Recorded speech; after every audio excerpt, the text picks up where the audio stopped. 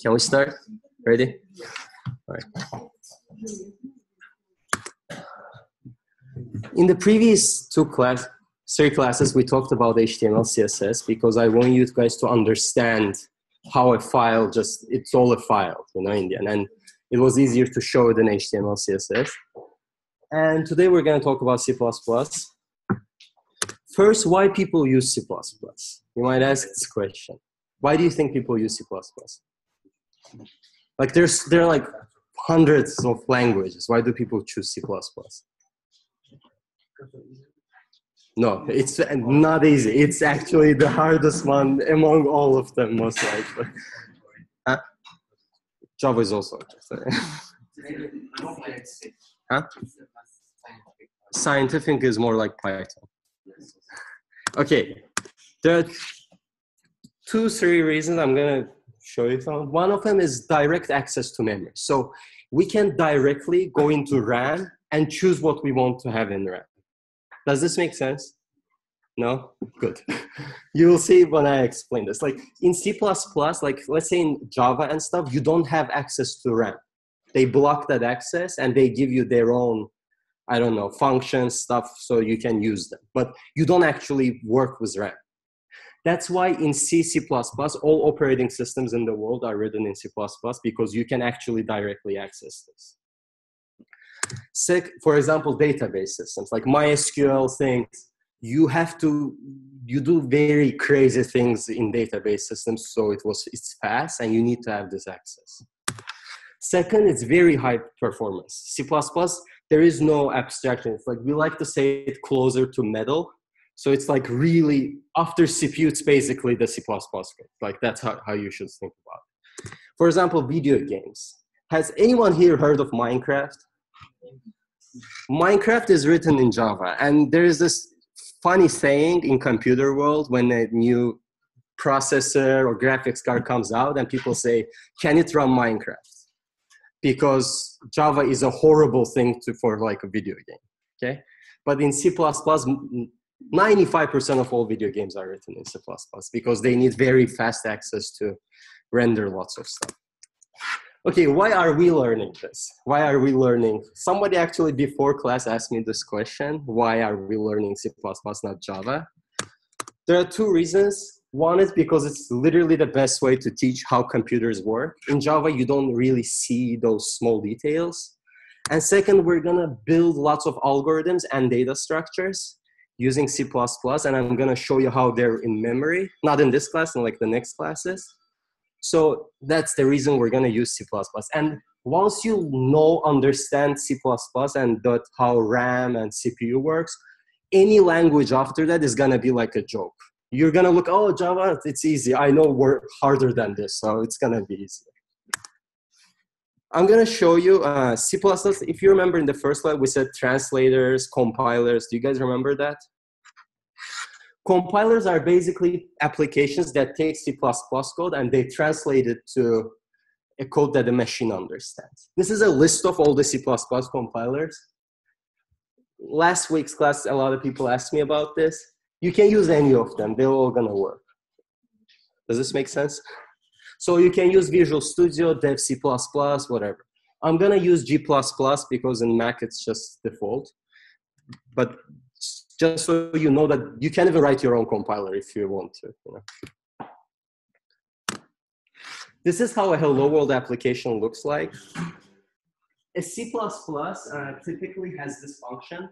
We're gonna talk about functions in the future, but any application needs to have an entry point. For example, in our HTML, the entry point was the HTML file. Like the browser's like, okay, this is the file I want to open. But in C++, you have a file, but there are lots of stuff in it. So like, you should know where to start. Like the computer must understand where it should start. And in C++, everything starts from here. Anything you write here is gonna start from this. Does this make sense? And you always have to have it. And the thing is, let's say you have 2 files and each of them has like a main function. It's gonna give you an error that I don't know which one to start with. Yeah. Yes. This std 2.2. This stands for standard library. It's part of C++. So like anytime you see this, I'm gonna always write it this way. Anytime you see this, it means that it's something that C++ developers, you know, the committee of C++ decided that it should be. Cout stands for console output. So like the black screen you saw, that's basically console and it's its output. And this is just hello world. Let me just show you this example before we move forward. So I've written this down. Wait, one minute. When we use to IOStream. why we don't close them? It's these are called include. So anything in that file, we want to include it in every single C++ file. Yeah. I'm gonna give this to you as a homework. So this is you should read. But like typically in C++, you should always have IOStream. That's why I didn't even mention this. Just have it for now. But like, the idea is that let's say we have hundreds of files. Okay, here's the thing. Compiler doesn't care about those IOStream files. They only care about CPP files. Like if you check the like hello.cpp, that's what they run. So every time you have a file and you have lots of, let's say, libraries, etc., you have to include them in this file. So like this file is all the contours of IOStream and all this. You know, it's one file, big file. Does this make sense? So I have this code. Let's just run this. G++. I said this is my compiler, so I'm just going to use that. And it creates a file called a.out in my case, but like you can change it. It doesn't matter. So you see, it just wrote hello world. And it wrote it in a new line. New line is written because of this. This is called a new line character. It's a character. Every time you want a new line, you should use this.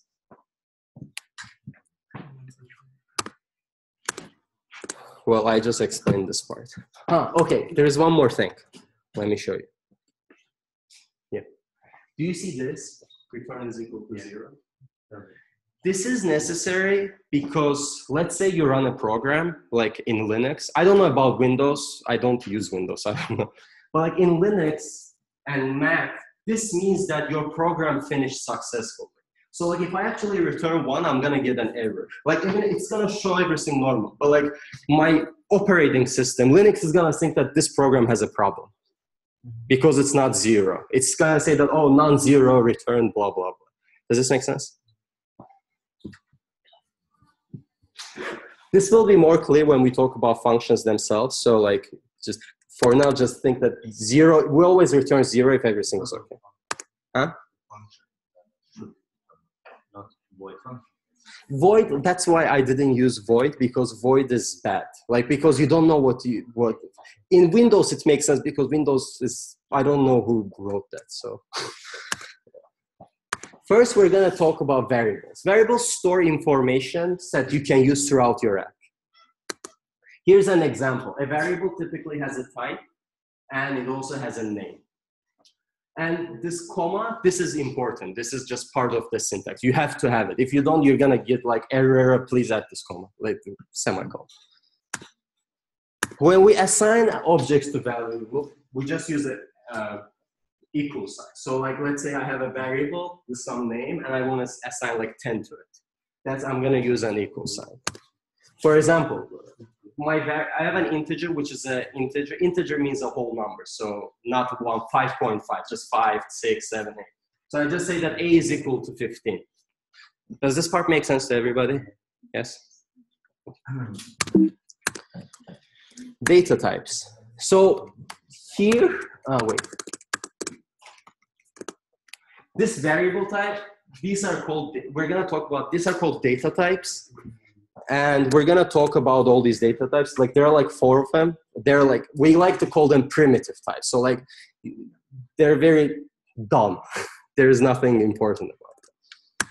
First, a character. That character represents a single character, like A, B, C, D, just one character. They're typically, does anyone not know what a byte and bit is? Just raise your hand. Sorry. Bit or byte? Do you guys all know what it is? Yeah. Math, okay. So a character is typically 1 byte. So it's the smallest size you can possibly have in a computer. 1 byte is 8 bits. So. And a maximum value for a character is 255. And that goes from, let's say, A, B, C, D, E, F, G, H, I, J, K, then $, @ things like that. And I don't know if you have seen this in the past. Like in the past, we had a problem where some websites did not show Russian characters.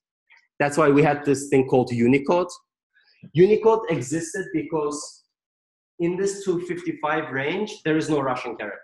It doesn't fit in that. So let's say Russian character, in Russian is like 450. So it doesn't fit in this character.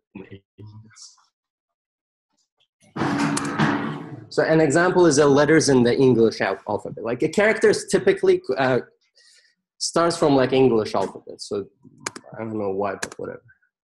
Integers, they represent whole numbers. So 1, 2, 3, 4, 5, 6, no rational numbers, things like that. They're typically 32 bits, 4 bytes basically. Each integer is 4 bytes. This changes though. Like some operating systems can give you 2 bytes, but like normally, typically it's counted as 32 bits, 4 bytes. A maximum value for this is this. Now, let me give you an example. I wrote this out like this for a reason. This is 4 gigabytes. And if you count from bytes to gigabytes, this is 4 gigabytes. If you remember in the past, we had CPUs that were like 32 bits. 32-bit CPU, if you put RAM more than 4 gigabytes, it will only show 4 gigabytes. This was the reason. Now CPUs have 64 bits, so just 32 times more than that, basically. Does this part make sense? These are examples for that, just numbers. There are variations of integers. Short integers, they're 2 bytes, and long integers are 8 bytes. So 64-bit is a long integer in reality.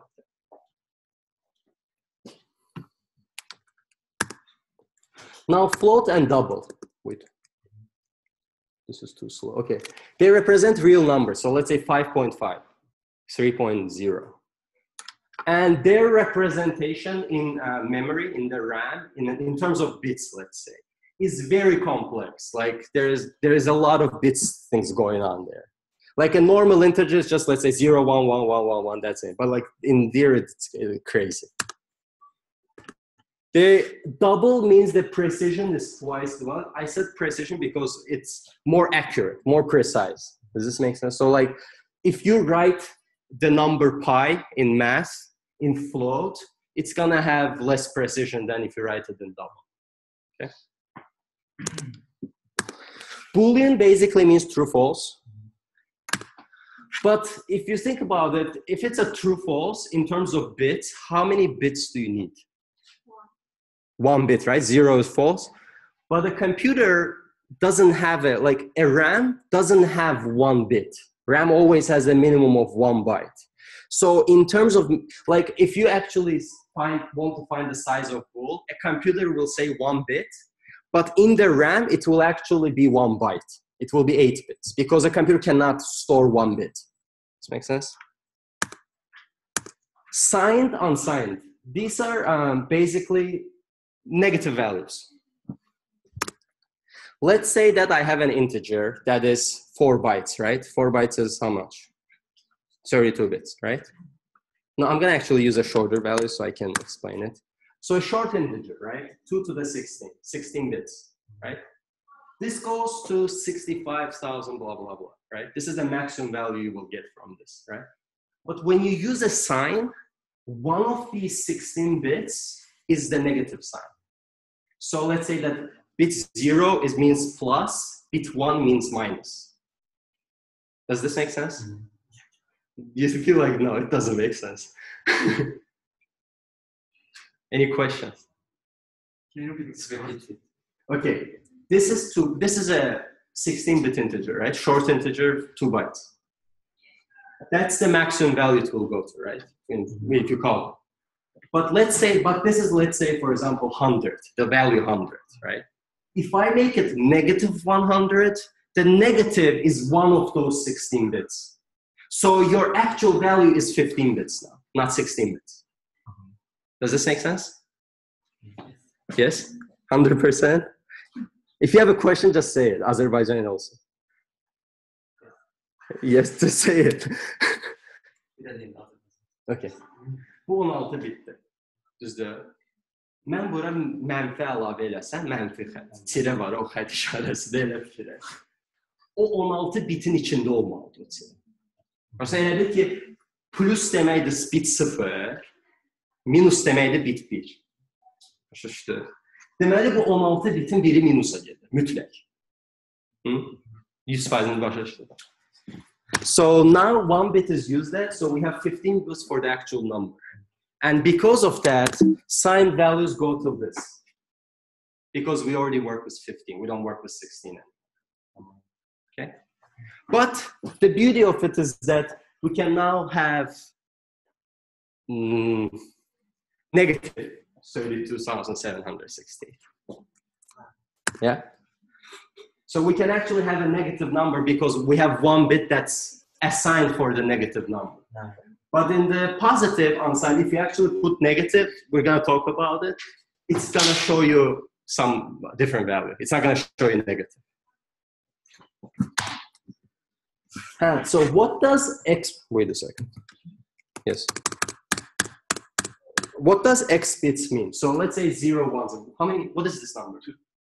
Yes. So when I say 3 bits, our bit array is like 1, 0, 1, 0. Okay? Yeah. 3 boxes. Just think of it this way. Okay, what happens if that bit array, the boxes, is full? So let's just start with a 0. This is 1 bit, right? This is 0. Let's add 1. This is 1. Now our bit is 1. Now let's add another 1. So now it's 2, right? So this is, for our bit array is getting longer, right? And this is 0. Now this is 1, 1, 3, right? Now 4, 5, 6, 7.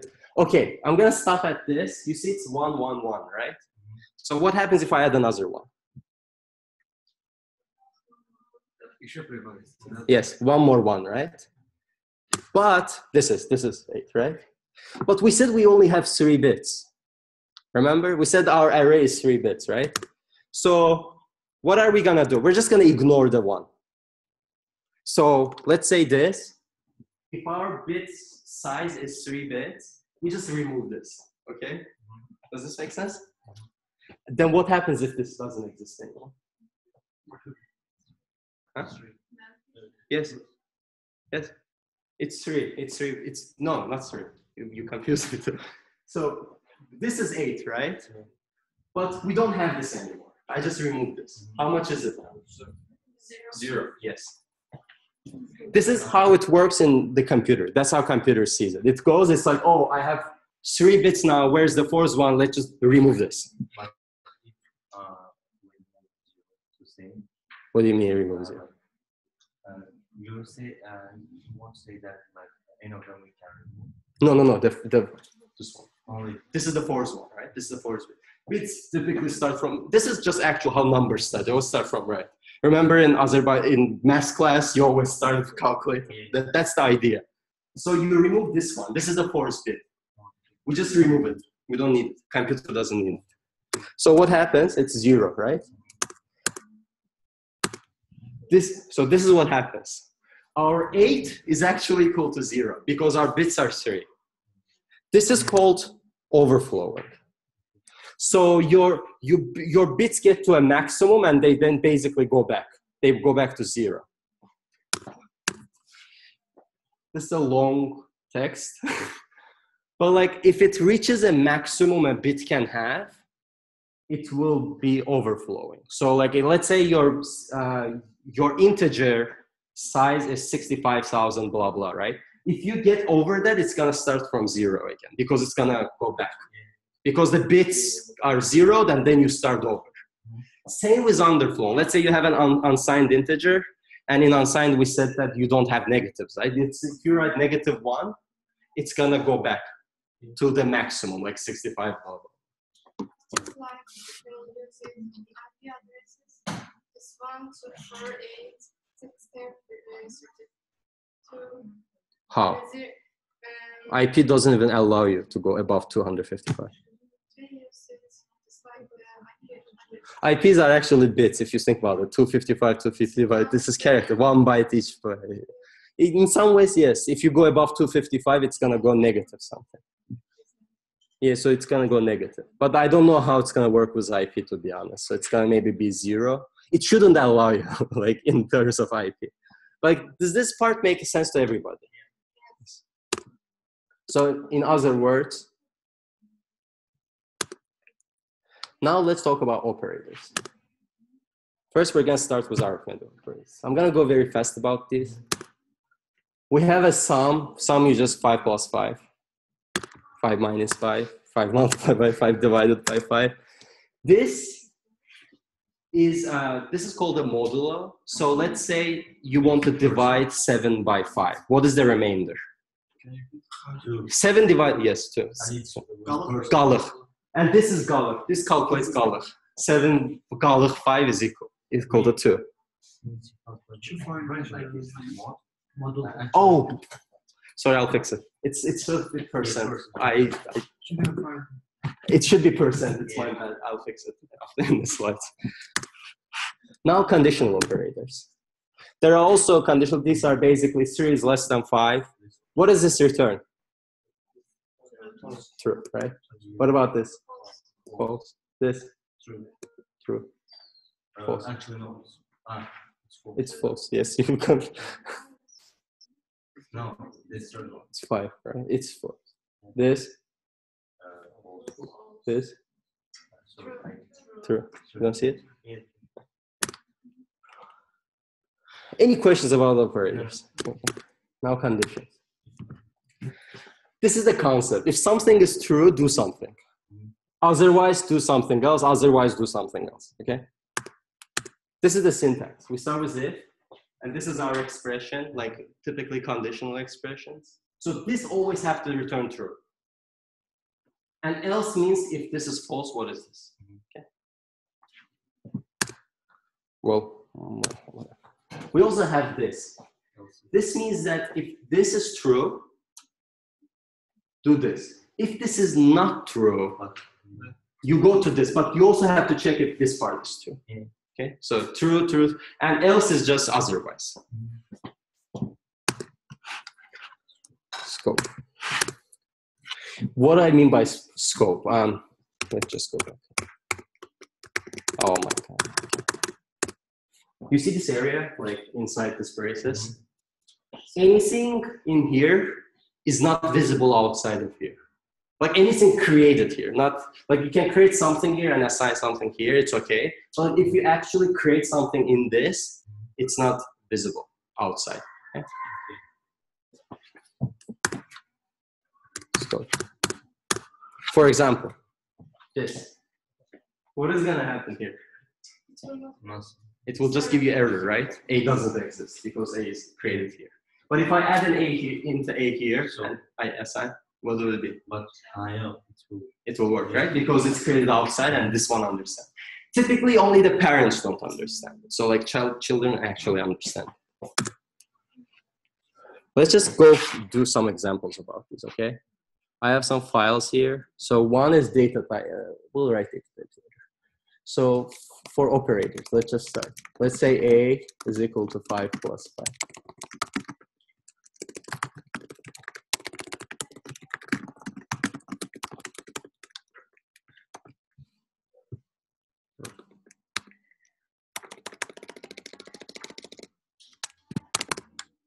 Well, oops. I think I wrote something. Now you see 10 because 5 plus 5 is equal to 10. Now let's just say int b is equal to 7 minus.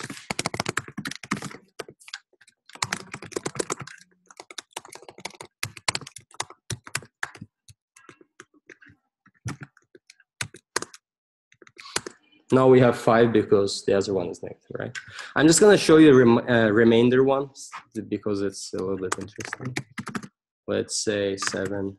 Remainder is written with percent. In my lectures, I showed it wrong. But what is the value of C? What do you think?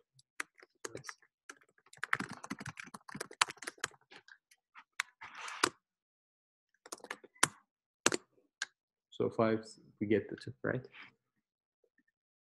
And let's just write a condition for you. Let's just say that I have an A is equal to 10. And let's say I have a B is equal to B, right?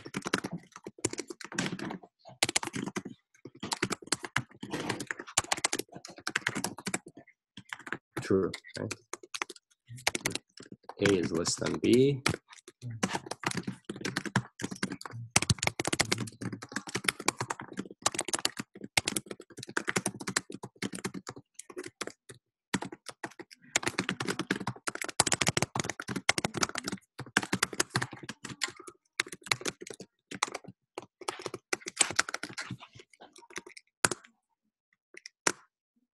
Well, oops. What do you think this is going to return?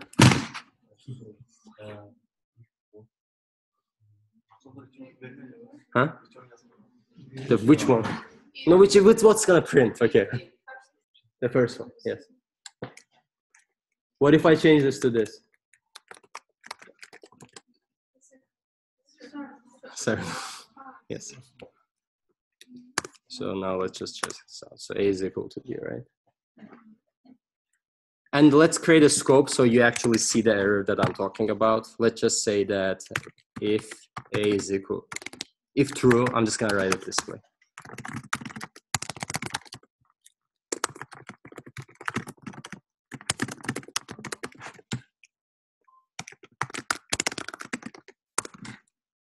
You see the error?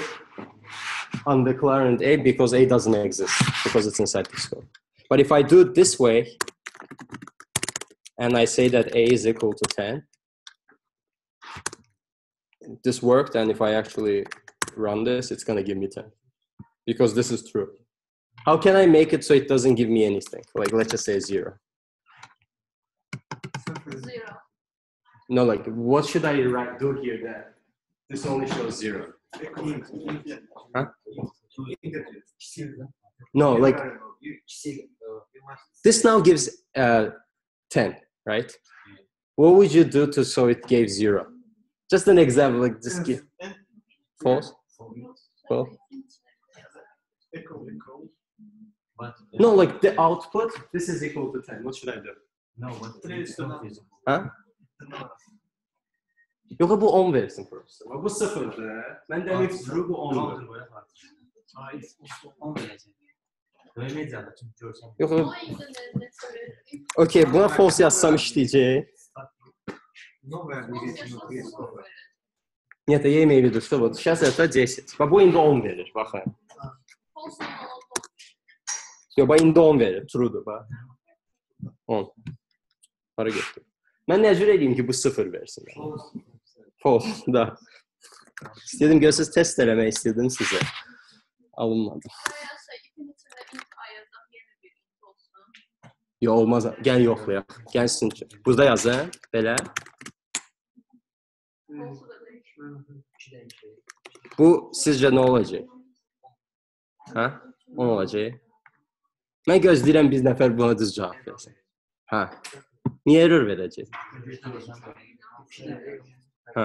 Çünki tu yazmışam ora.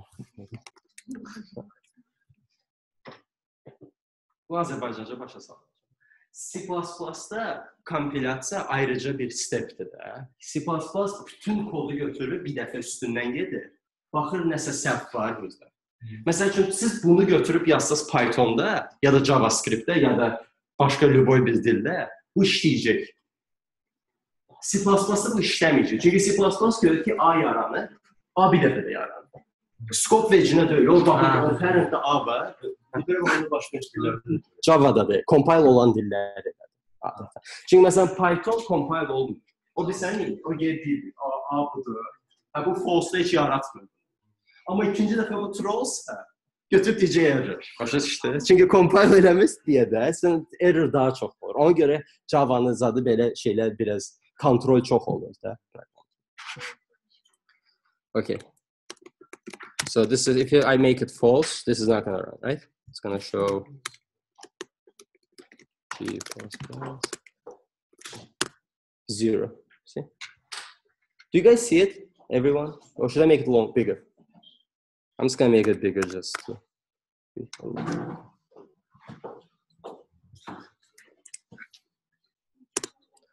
Now let's talk about loops. They basically, you have a set of instructions that you want to repeat over and over and over and over. In the end of this, I'm gonna show you a comic. I think it's pretty funny from programming. For a for loop, we start with this. We have an initial expression, so like this usually used to initialize a variable. For example, int a is equal to 0. You can also write it outside of this. No one's gonna say anything. But in for, you can just write it nicely inside. And you have a condition, so if this condition is true, this expression is gonna keep going, okay? And when we have an increment, so how we should increment this part? So like, let's say a starts from 0, I want to increment it 1 by 1, right? So, and I say that until this is less than 100, just keep doing something. Let's just test this, okay?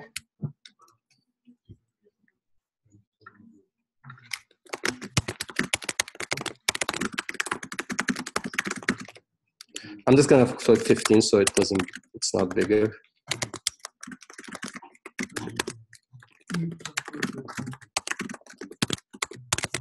What is it gonna show?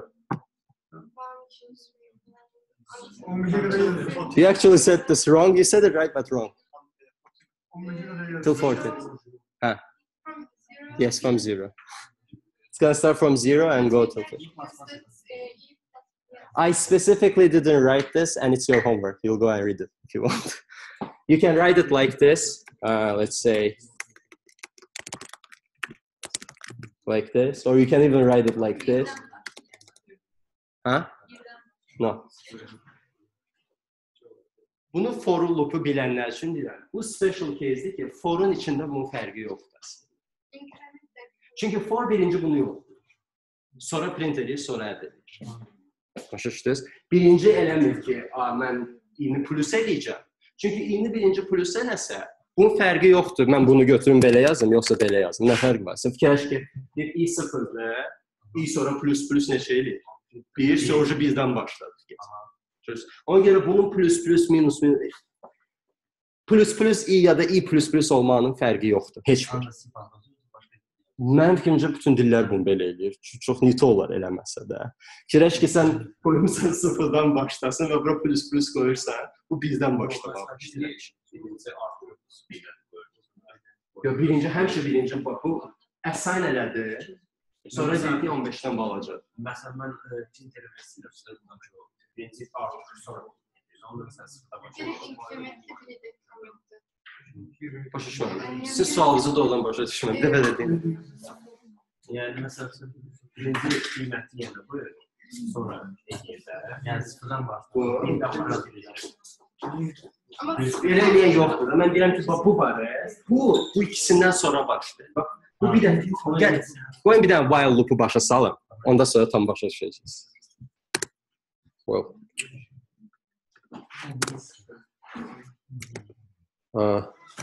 This increment, let's just test one more thing. What is this gonna be? What is the output of this gonna be? Yeah. Yes. Let's test this. 6, 0, 5, 10. Because when it adds 5, 15 is more than 14, so it's dead.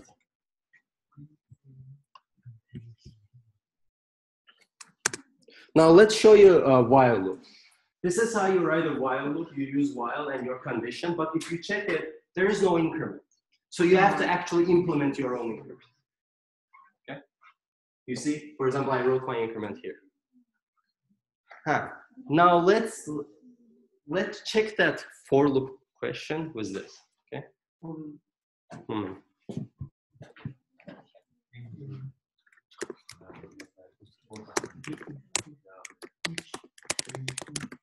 I can write int I here again because this is in the scope, so this is not visible outside the loop. Let's say while less than 10. And I say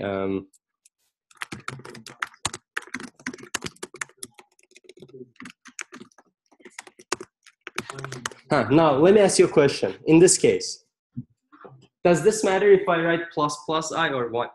I plus plus? Yeah. Why? No. Doesn't matter, right? This is exact same thing as this. Order. Yes, because it's inside this already, right?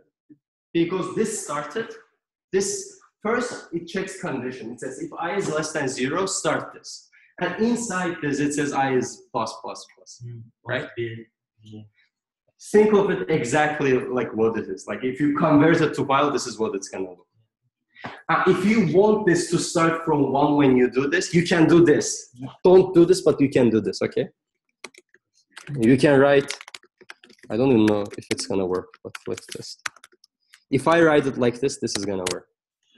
Because I'm adding this in the condition itself. So when I'm checking if it's less than, I'm adding it already here. I can do the exact same thing here, look.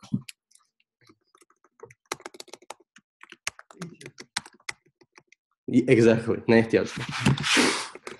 I can actually remove this and then you can actually write for loops like this also. Now nothing. No, okay.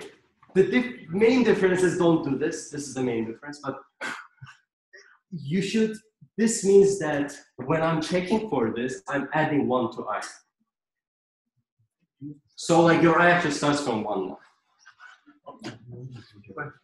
This makes sense. So like you start with 0, then when you check this, this means that add 1 to I and return that new number because it's plus plus. And then I say if it's less than 15, then do this. So it's gonna start from 1 and to 40. Hey, don't do this. Just please don't do this.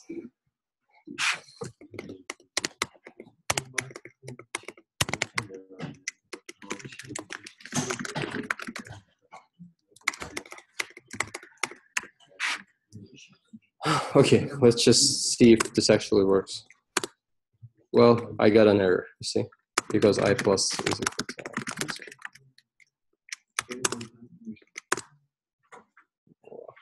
Well, it shows it twice. Starts from 1 to 0 and 1 to. Is this 10? Yes, it's 10. So far, any questions about loops? Very clear? Yes? Okay. This is the comic I was talking about. Just read it.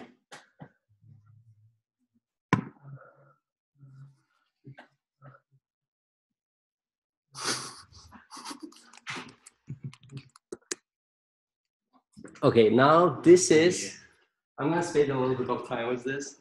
This is why everybody hates C and C++. Like literally, this is the only reason you hate C++ because now we'll explain so you don't hate it as much, okay? Let's open this, 1 minute. Let's say we have these values, right? Let's say you have these values. They're normal values, there's nothing special about them. In a computer's RAM, those values are visited like this. So your RAM is a bunch of blocks, 1, 2, 3, 4 blocks, and they're not table. Like I couldn't fit it here, so like it goes like this, okay? And the RAM randomly writes these data. They don't write it in order. Why? Because let's say you have 3 applications, one application wrote here, and then your application has to write it here. So like it's fully random. And that's why it's called a random access memory, RAM. Because, and the special thing about this memory is that accessing this, all the same speed. There's no performance different between accessing this or even the first one, okay? So this is the values that we created if you check it out, 1 minute. So you see 10, 0, blah, blah, blah, right? And do you see these? I started with it. It's not as simple as this, but like this is the best way I can explain it. Your RAM starts from 0x0000. It's its address. It's like a poch of this memory, okay? And it goes 0, 1, 2, 3, 4, 5, 6, 10, blah, blah, blah, blah, blah, blah, blah, right? When we talk about values, we typically talk about this, 7, 4, 10, 10. But when we talk about pointers, we talk about these addresses. This is the whole idea. So a pointer to this value, not to this value, it's a wrong expression, but like pointer to this variable is gonna be 0x1. Does this make sense? Let's just write this down. So no, first let me just show you the syntax, then we'll go write this down.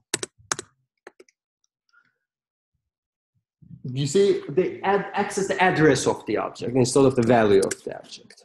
And this is how you write the pointer. This type is the same data types and stuff we use, like int, for example, float, and you have a name for it also. And when we want to get an address of a variable, we use this sign, and ampersand, right? And this becomes our pointer. Like, let's just see what this prints. So you just, huh? Yox, mən prosta deyirəm ki, bunu belə fikirləş. Heç nəyə içinə qoyma. Sən prosta. A-nın adresini götür. B-nin adresi, bax, B-nin value'su, bax, bunun value'su. A-nın adresi. Okay? Let's check what I mean by this. Ha? Yox, bu ayrıca bir qiymətdir. Bu elə bir RAM-da başqa bir dənə yer açıb. Ora götürüb yazıb belə bir, bu rəqəm. Gəl belə eləyim də bir dəqiqə. Bunu bir dənə göstərim. Hazırdır.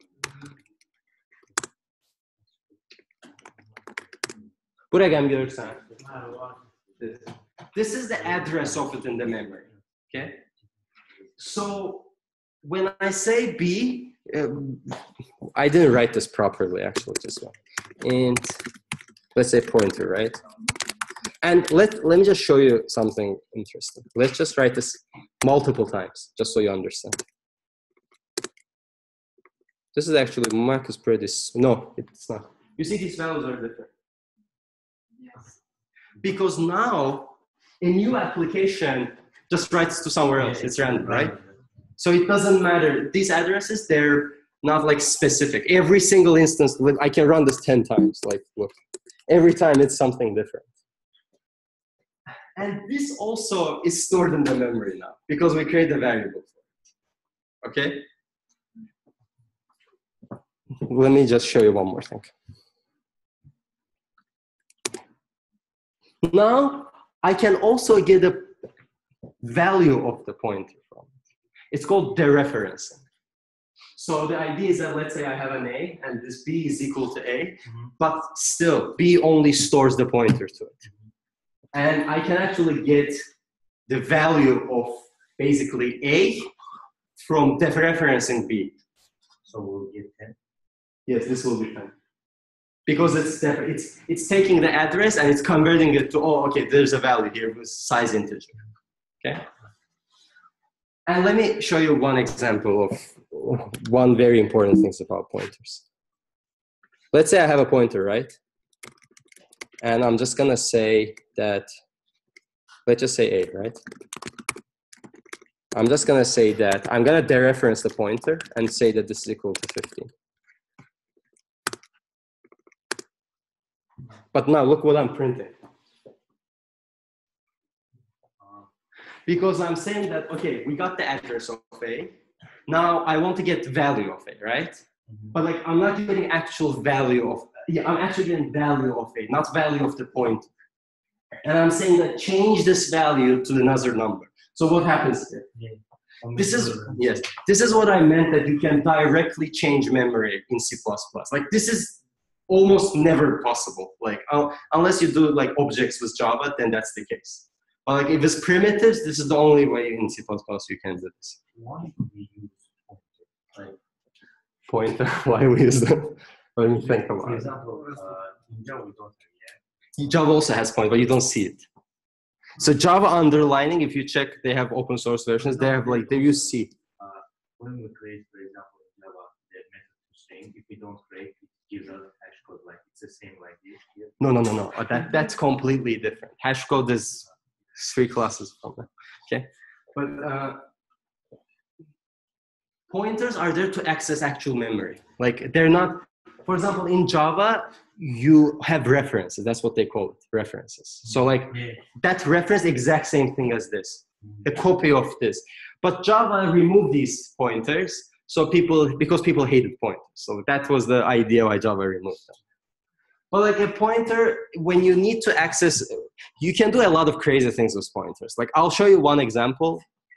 Because pointers, the addresses, they're just integers. Like those addresses, they're just 32-bit integers. That was the reason I said that 32-bit computers, CPUs, cannot run more than 4 GB of RAM. Because those addresses end at, I don't know, whatever the number, 60 million, blah, blah, blah, right? No, 4 something million, right? So 4 GB. But in 64 bits, it goes, I don't know, 16 trillion or something. So you can have that many gigabytes of RAM. Like that's all based on that address area, okay? So let's just show you arrays and then we'll go.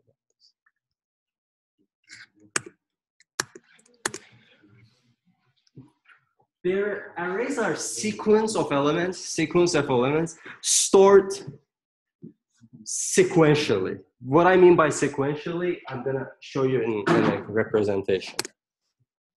This is, first let's say, this is how you write an array. You can create an array like this. So the bracket means that how many elements do you want in your sequence, okay? And you can also initialize it when you have it immediately. This is how it represents it. So if I say I create an array of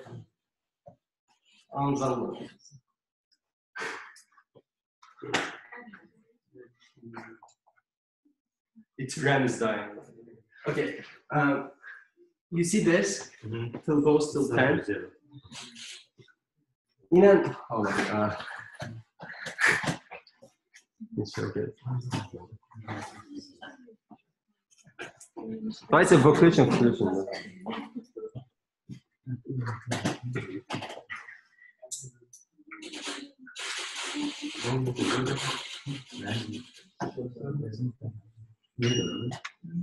Söndür. Ha. 2 dəfə də yanmalıdır. Yanmaq üçün də 2 dəfə də. Yan. 5 dəqiqə gözləyək, sonra şey eləyək.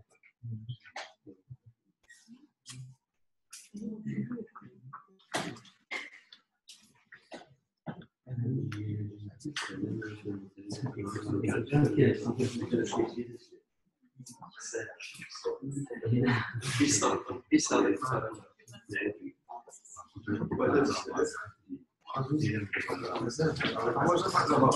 Да.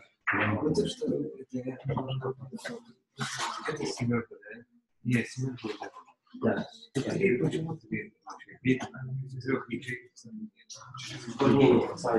Когда ты говоришь о флипах, мы говорим, сколько этих ячеек можно на этот value. Например, integer это, например, short integer. 16. Это означает, что сколько их ячеек, как integer, язычек, максимум 16 tane ячеек olur. Çünkü 16'dan çok olsa уже sıfırlanacak.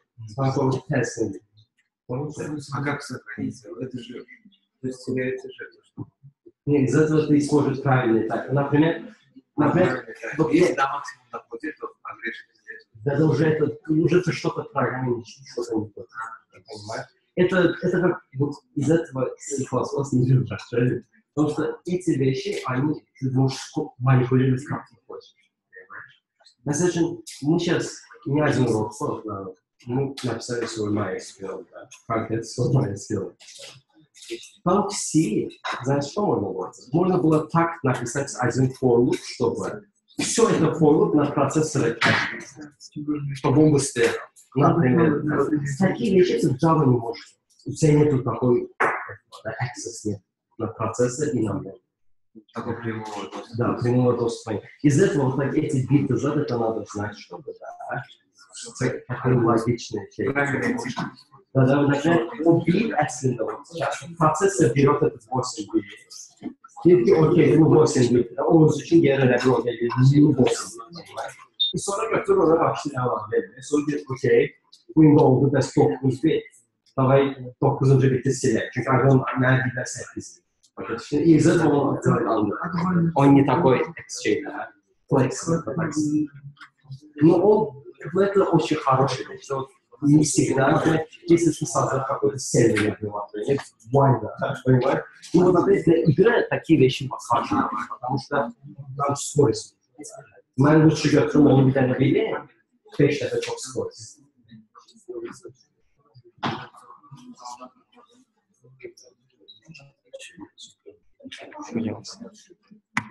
Как ты понял, да? Это мы говорим только о лимитации, что если мы шорты да. только дойдя до лимита, это может произойти. Да. А так ты сохранишь. Смотри, у меня очень много раз, когда я приложение пишу, я люблю работать с unsigned integers, да, например, мне не нужен негатив. Я какой-то алгоритм пишу, например, и bizden görürüm ki, mənim algoritm bütün sınıfda, я уже не знаю. Sonra gəlib baxıram ki, mən orada unsigned özdə işlədirəm, walk, 64 bitmiş, görürəm rəqəm orada çox 7 milyar satlar. Deyirəm, ailə bizim də negativdən baş olacaq. Bu такие вещи надо. Homework. Qutardıq dərsi deyəsən. Mən bu necə sizə ekrana göstərim? Hə?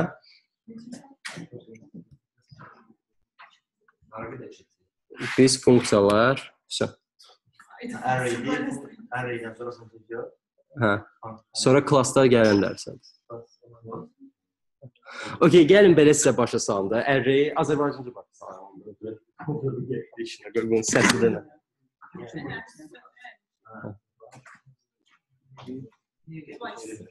Basıram işte. Sizin yadınızdadır necə array mən göstərdim randomda. O adi bir dənə value elədi. Başa düşdünüz? Məsəl üçün 5 dənə ayrı-ayrı value eləsəz, hərəsi random. Arraydə isə o götürür ramda hamısını bir yerə yığır. Başa düşdünüz? Yəni mən elə bildim bunu söndürdü. Power qalxdı. Orada nəsə zamukanya verir. O hamısını ramda bir dənə listə yığacaq. Yəni ki, sən 0 ilə 1-in arasına getmək üçün, ya 1-dən 2-yə getmək üçün, sən prosto götürüb +1 desən gedə biləcəksən. Ramın özündəyək. Ramın özündə desən ki, bunun adresi məsələn 0x1-dir də. İkinci element mütləq olacaq 0x2. Ola bilməz ki, 0x5 olsun ikinci element. Düşdünüz? Və ona görə də, məsəl üçün, array yaradandan sonra onu yenidən yarat, onu uzatmaq olmur. Sən array götür yarat bir dənə rama. Sonra götür istəyirsən onu eləməksə 10 dənə element deyərək. Sonra götürüb dəyişsən 15 element, o sən icazə vermir. Deyəcək, nə edirsən? Mən 15 dənə sənin üçün 10 dənə yer ayırmışam sənin üçün. Düzdür? Və nəyə görə icazə vermir? Tutalım ki, bizim array, mən bunu burada göstərsəm görərsiniz, bilmirəm. Bunu görürsünüz, çox balacadır, yaxşı görürsünüz. Bax, görürsünüz, bizdən ona kimi gəlir. Amma indi fikirləşin ki, mən hansısa bir dənə başqa variable yaratmışam. O gəlib yazılıb bura. İndi mən deyirəm ki, mən array'imi istəyirəm böyütmək. Mən onda gərək bunu silim də. Elə bir divarı sökməlidir ki, keçsin. Ona görə sənə deyir ki, sən bu array'i köçürdə bilməzsən, böyüdə bilməzsən. Nə edə bilərsən? Buradan yenidən array düzəlt. Başa düşdün? Yəni array'in ideyası odur ki, o mütləq sequential olmalıdır. Onun adı, ona deyirlər dense arrays. Çünki sıx-sıx bir-birinə yaxındır deyə. Və bir də belə şeydə prosta da bilməyiniz üçün deyim ki, elə array'ləri search eləyəndə prosesor daha tez. Çünki adi, sequential array olanda prosesor görür ki, okey, burada hazırda daha tez gedə bilir. Orada ona deyilən şey, onu götürməsən cache yazır. Sanki RAM-dan götürür cache, ucu daha yaxın bir şeydə. Gözüşdür. Amma məsəl üçün götürsəz ancaq pointerlə, biz danışacağıq bunlardan. Məsəl üçün bir dənə struktura var, adı linked list. Orada elə bil ki, onu böyütmək hasandır. Çünki onun ikinci adres elə bir array'də biz 15 dənə eləmişik. Linked listdə 15 dənə məcbur deyil ki, yan-yana olsunlar. Məsəl üçün, linked list 10 dənədirsə, buradan başlaya bilər. İkinci element burada ola bilər. Ona görə onu böyütmək hasandır. Amma prosesor bunu daha yavaş edəcək. Çünki o hədəfə hoppanmalıdır. O gör ki, bunlar yan-yana deyil. Hədə çünki o dense deyil deyə, o dense məsələsi. Linked listdə. Mən onu danışacağıq, biz özümüz linked list bir dənə düzəldəcəyik. Ona görə. Linked list'te. Bizim bir dənə funksiyadan keçin, biraz vaxt olsa danışaram. İstəyirsiniz. Hə? O yanmayacaq da, indi mən prosta bilmirəm nə cür göstərim indi bunu.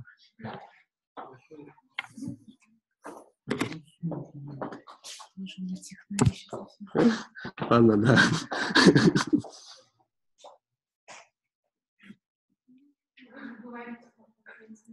Nəsə sualınız var? C-dən, C++-dan, Java-dan. Hə?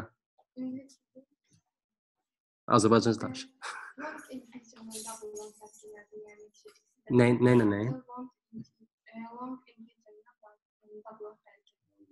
Double real şey rəqəmdir. Nöqtə həqiqi rəqəmdir. Amma double, amma long şey ola bilməz.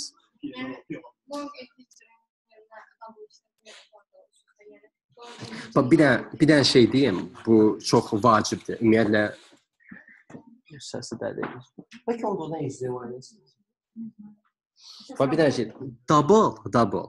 O, mən dedim, axı, o adi bit deyil. Məsəl üçün, rəqəm 8, elə 1-1-1-1, 7-də 1-1-1-dir də, düzdür. Çox rahatdır, onu RAM-da saxlam.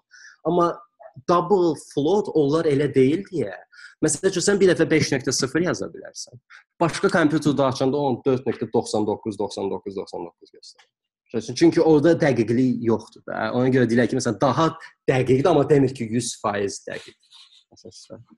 Və məsələn, adətən, mən gördüyümü deyirəm, məsələn, oyunlarda zətdə düzəldəndə, double-ı məsəl üçün sən yoxlamaq istəyirsənsə 0-dır, lütfü yoxla ki, double 0.00001-dən balacadır. O daha düzdür, nəinki demək ki, double 0. Çünki 0 olmaya da bilər o eyni double. Ola bilər, məsələn, 0.0001. Hədə xətalıdır o deminlə. Orada error var da. Yəni ki, və o error bir sən nə danışdı? Prosessordan, nə bilim, operasyon sistemadan, versiyalar, fərqi yoxdur da. İşlədi? Что случилось?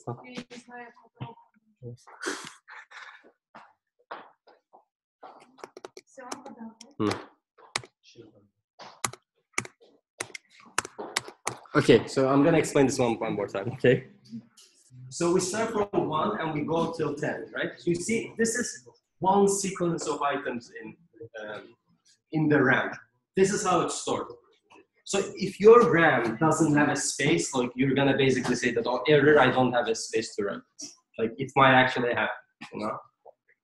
And this is, for example, if that doesn't happen, like operating system fixes those things for you. So like you always have the fragment, it combines, merges these values, so like there's empty space for arrays. And it might take longer time depending. But like the idea is that arrays are always in sequence, always. There's no way that 15 can be here. There's no way, if the size is 10, okay? Let's access the array via index. So let's say I have an array. Arrays are always zero-based. So we always, it just in general in programming, unless you use MATLAB, I don't know why, you start from 1. But like every other language, you always start from 0. So like 0 is actually the first value. And 4 is the last value because 0, 1, 5, right? Now I want to show you one more thing. Arrays are actually special type of pointers. Arrays are actually pointers. I'm going to show you an example.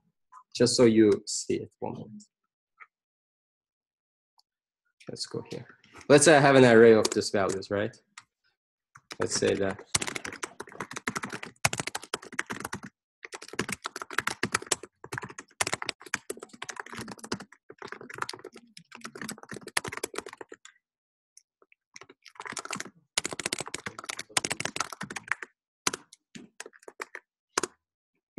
You see my array values, I mix them for you so you can actually see that it's not just 0 to 10. So you see we have 15 in the end and there we have 15 in the end. So we actually access this. But I said that arrays are actually pointers. So I can actually, and I also said that pointers are just basically integers, right? So I can actually say 1 plus 1, for example, right? So let's just do this. I just want you to understand that how pointers are very strong things in. Let's say that I say I is equal to numbers. So this means that I is gonna be the first value of number. So like, let's just open, where's the slide? Here, you see this? When I say I is equal to array, this is the address it's gonna take. It's the first element of that array. Okay? Now, just for the sake of it, I'm just gonna say that the reference or the value of I, yes. You know there I star. Yeah. E star means like. So that the pointer's type is integer. No, What do you? Huh? I, okay. Okay. So let's just say that I is less than 20, right? If it's less than 20, it means everything. Agree with me on this? Because our biggest value is 15, so it's... Now I can actually say that in my pointer, move my pointer by 1. Just move it. I can actually do this, and it's going to move it in terms of addresses. Now look, let me just show you what I mean. Let's just take this and just write I.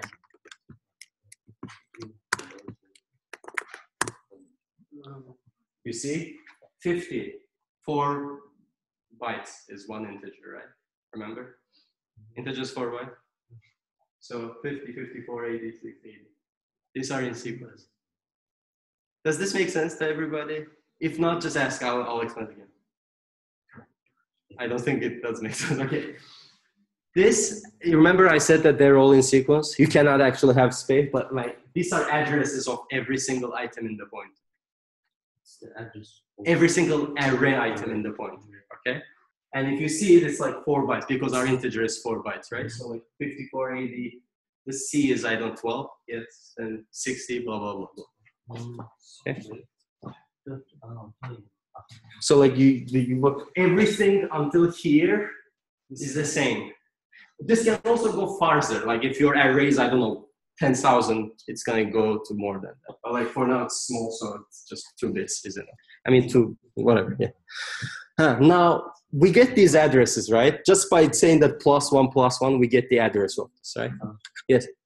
The last numbers, 50, 54, 58. Yeah. You said that they increased like. I didn't say probably like 0, 4, 8. C. What you said? C. Byte'dı da. Integer. Neçə byte? Yani elə soru sonra. Məsələn, yox, bax indi bunlar. Mənim arrayim olsa, harda yazır? İstəkdən sonra 7'si sonra 8'si. Bunu sən hesabla da. Bax hesabla. Yok bizim aşağıda. 8'den sonra gəl. C. 6 C'den sonra 70 gəldi. Sonra 70'den sonra 74 geldi. 74, 8, 8, 80. 4, 4. Ama mesela üçün sən burada götürüb long işləsən ki, yoxlayaq ki, bir dənə long işlədək. Neçə byte idi o? 8. 8 byte. Gəl yazaq long. Proza burada da long yazmalıyıq da, çünki eyni olmalı type, düzdür.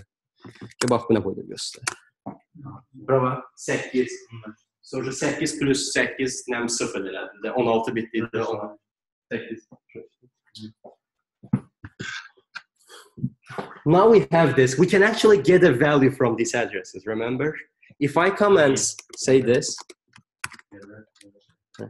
so I'm just gonna have this, 50. I didn't write any array operator. This is because I'm directly working in the memory. Like, I have an assignment for you for homework. It's about, you have to take a string, like let's say hello world, the word hello, sentence, and you have to find the length of that string.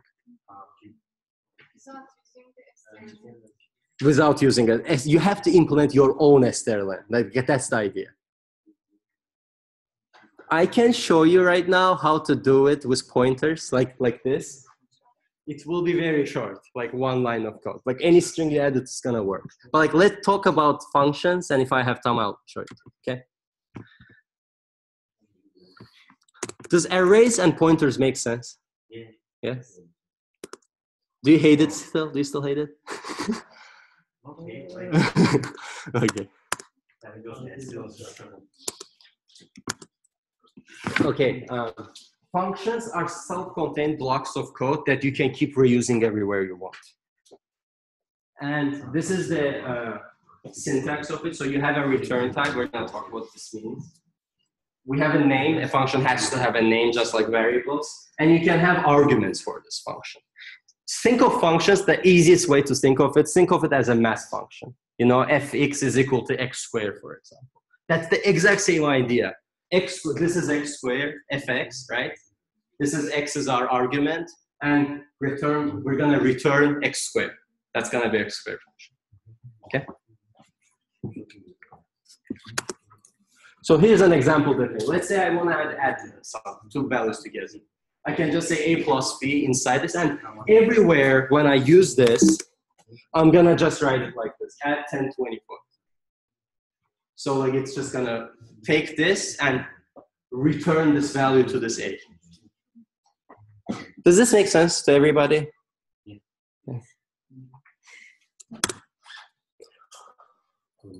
What is a return? Like, what does actually functions return mean?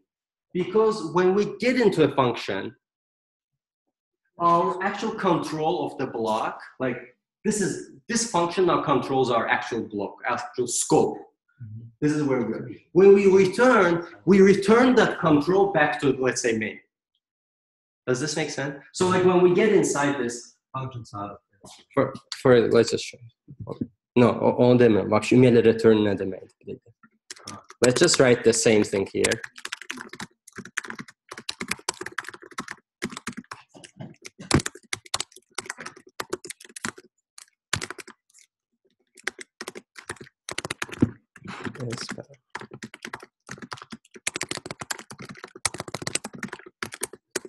Now let me just show you what I'm.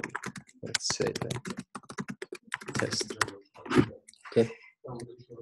Huh? Oh yeah. Let's see.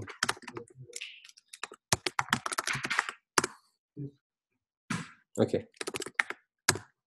Well, let's just add something else here. Let's say add function. Like this.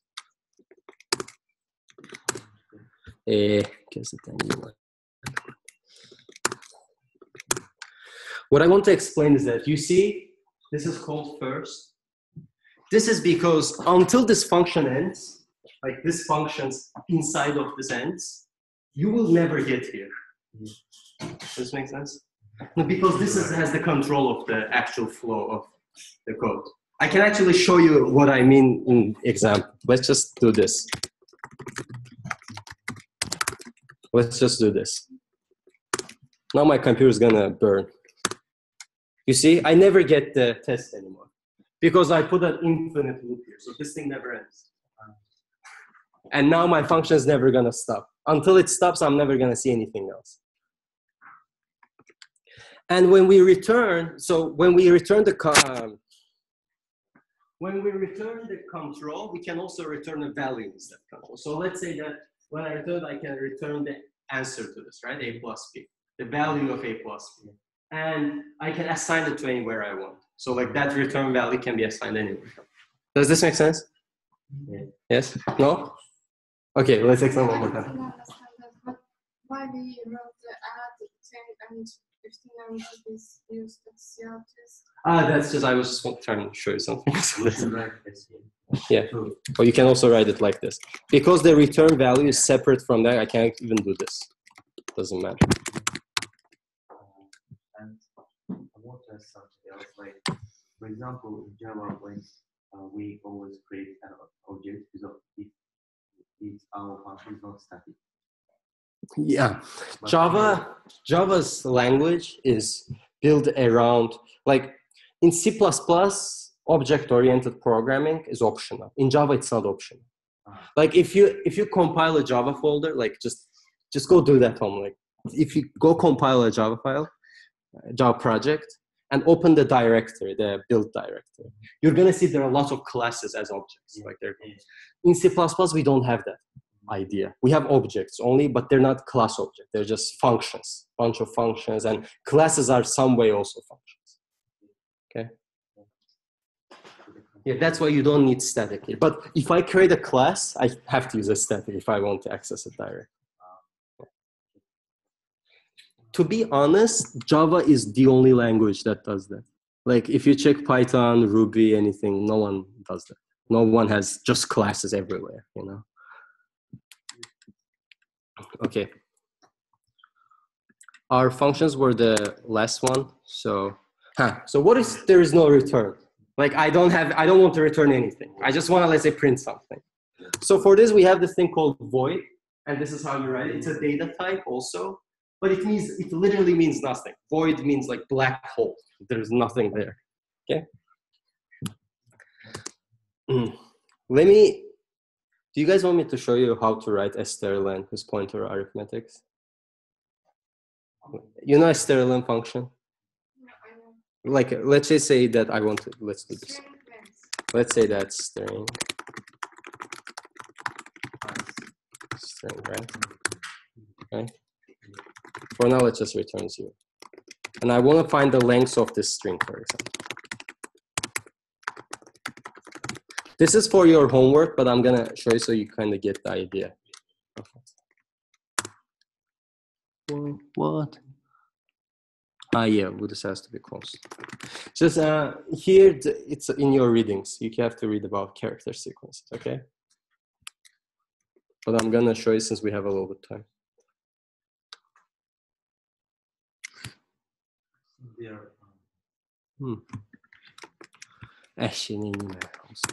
See, we said 0 because we're returning 0, right? Now, a string is also an array. It's an array of characters. So like you said, we have characters, we have an array. String is both of them together. There's one special case about string. When you write this hello world, after this, there is one more character. We call it I think it's called escape character. This is null terminated character. This is how you write it. Like this is what is at the end of it. Okay? So like this means that this is the end of the string. Does this make sense? Why do we need this? Because we need to know when to stop. Like this is the only reason why this exists. Because otherwise we don't know when this ends. How can you know when this ends? No way to know, right? Because RAM doesn't give you an option that, oh, look, this is the end of this, right? So you have to kind of find it out yourself. So this is why it exists. And in order to test the string's length, this is what we can do. I'm just going to write a for loop and just say that int I is equal to string. Then I'm going to say that it's not equal to bro. Does this make sense to everybody? Yeah? So I say that just take the beginning of this pointer, of this memory address, and keep pushing this pointer forward. And keep pushing until the value of that element is the end of the string, right? So, and for this, I'm just going to do a little bit more magic. So let's just say I'm going to write the I here, and I'm just going to remove it and do this.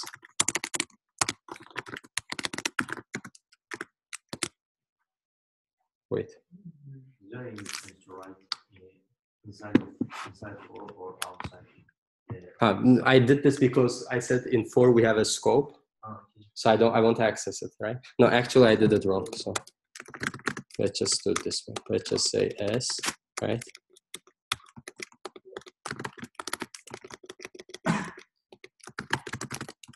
Like this. Does this make sense? No? So I'm saying that first create a pointer that goes to the beginning of a string, and then say that this value is equal to 0 at the same time. This is our initialization. Right? You can write as many as you want. You can make it like, huh? That's the end of the Yes. So like this 3 lines of code is going to do what this function does, strlen. Have you guys heard of that function? It's a function to find the length of a string. Like this is what it is. Okay, that's how they actually also write it. They don't write it. You can write it with arrays. You realize this, right? So I can just go 0 to until you find this. But this is a better way to write this.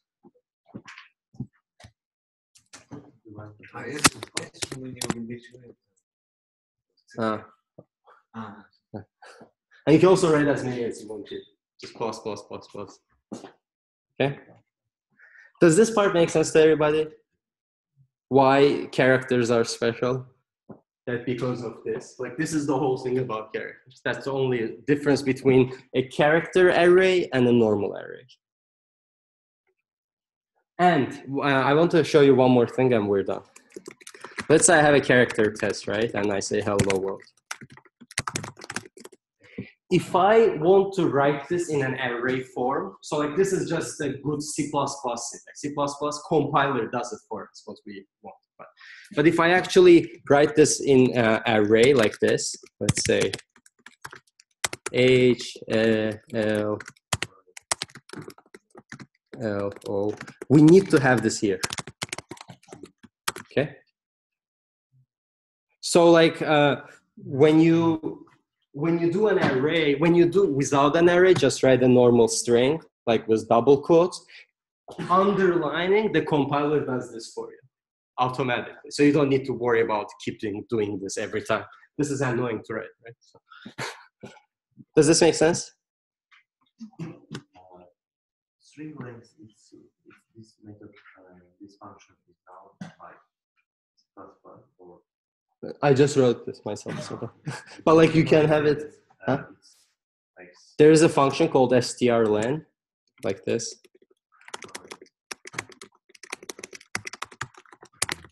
Strlen. That's the exact same thing. That's what it does. Okay. Yeah. Any questions about this? No? Then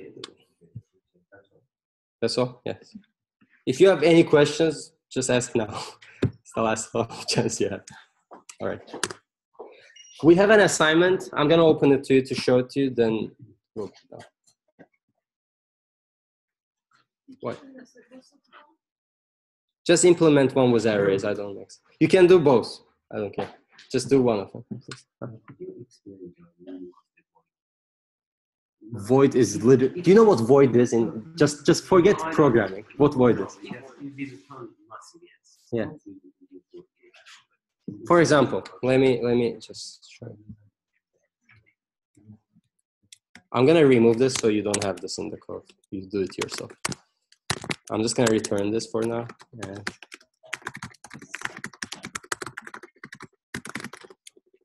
just gonna say. Now let's create another function with void, right? Let's say print hello, and I'm just gonna just print hello, and I'm just gonna write hello, right? If I write print hello, so that's it. But here's a trick. I can't write anything here. Like I can't go like int a is equal to this, or I can't even write this. It will also not work because it's void. It will actually. I'm 100% sure it's gonna give me an error. Just check it out. See, we'll look at this error. I don't even know what it says. Yeah. 1 minute. If you write, like, for example, in the main function, int a equals to this method. Yeah. Print hello. So if we write in the std count a, y equals to error. For example, Azerbaycan'dan başla. Ha. Ha. Axı bu da void'dur bax. Bu return heç nə eləmir. O zaman return heç nə eləmir. Sən buradakı value, o sən int eləyirsən, ondan eyni olmalıdır da, düzdür? Amma səndə void data yoxdur. Sən yaza bilməzsən void a, int a yaza bilərsən.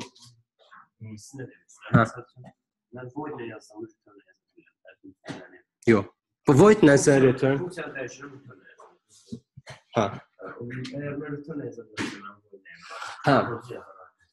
O daha çox, elə şeylər, o daha çox sənin o nə sürəti qaldırır, nə bir şeydə. O adam üçün lazımdır. Məsəl üçün 3 nəfər proqramın üstündə işləyir. Mən bura void qoyanda hamı bilir ki, burada işlər return eləmir.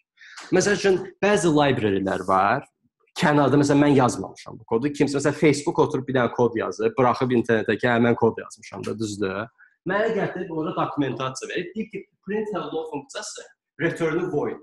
Mən heç vaxt o funksiyanın içərisini heç görməmişəm. Mən maraqsızdır onun içərisində, düzdür? Mən prosta bilirəm ki, bu funksiyanın şeyi, belə deyim də, imzası da, signature, bu void, düzdür? Mən onda götürəm, bilirəm ki, mən işlədəndə Facebook'un print hello funksiyasını mən burada heç vaxt void yazmamalıyam. Başa, mən heç vaxt heç nə return eləməməliyim. Və eləsən də mənə compiler error verəcək. Yəni, o adam üçün. Bax, adıcanı klassları bilirsiniz. Bax, bir dənə adi prosta icra edir. Klassda private, public'ın mənası nədir? Ya, niyə? Bu nəyə lazımdır? What's the point? Hətta bu temin user istifadə edir. Yəni, nədir? Yox, sən dediyin suala görə deyirəm də. Məsələn, sən səndə klass var. Məsələn, sən klassda götürürsən, bütün variable'ları lazım olmayanda, məsələn, mən gəlmişəm, sənin koduna baxıram da, düzdür? Sənin kodundan nəsə istifadə eləmək istəyirəm. Və mənə maraqsızdır da, sən orada inti neynirsən, sən götürsən, ona görə private qoysan ki, sən vəbşi bunu görmə. Mən istəmirəm sən bunu. Sən ancaq otur, public funksiyalarından işlə də, başa düşdü. Yəni, o ideyası onun odur ki, sən başqa proqramistə icazə verməyəsən ki, götürsün, orada nə isə dəyişsin. Hədə, bütün bu kod nəyə lazımdır? Əs proqramist üçün lazımdır. Onda hamısı 0-1 nə yazardı, gedər. Başa düşdü. Yəni, ideya odur ki, sən başqa proqramistlərə kömək edirsən. Sən onu private qoyanda proqramist baxmır. Amma məsəl üçün, sən protected qoysan, adi klassda da, sən bilirsən ki, okey, mən bu klassı derive eləyə bilərəm və mən bu funksiyanı dəyişə bilərəm. Çünki bu protecteddir. Amma onu private qoysam, deyir ki, okey, bu mən heç bilmirəm. Any other questions?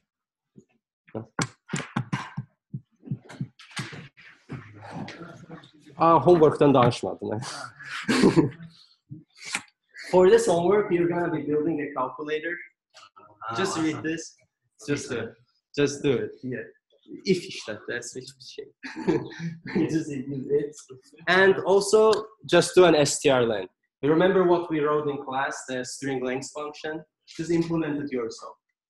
I would recommend doing it both ways. Do it with arrays and pointers, just for yourself, but you can do both in it. I don't care. Okay?